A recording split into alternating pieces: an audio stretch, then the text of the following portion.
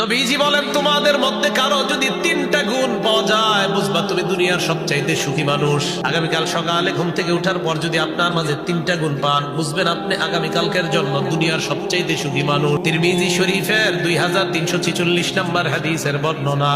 নবীজি সাল্লাল্লাহু আলাইহি ওয়াসাল্লাম বলেন, মান আসবাহা মিনকুমুল ইয়াউমা আমিনান ফি সিরবিহি। তোমাদের কোন ব্যক্তি যদি সকাল এমন অবস্থায় হয়, ওই ব্যক্তির সকালটা যদি পরিবার নিয়ে ভালো আছে এমন অবস্থায় হয়। এক নাম্বার, সকালবেলা ঘুম থেকে উঠে দেখছেন আপনি আপনার পরিবার নিয়ে খুব খুশি আছেন, সুখে আছেন। এক। দুই নাম্বার, ওয়া মুআফান ফি জাসাদিহি, সকালে উঠে দেখলেন আপনার শরীরটা সুস্থ আছে। তিন নাম্বার, ওয়াইন্দাহু কুতু ইয়াউমিহি, আপনি দেখলেন আলহামদুলিল্লাহ আজকের একদিনের খাবার আমার কাছে আছে।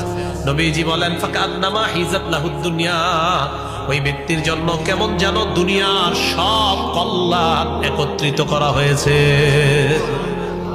সুখী মানুষ।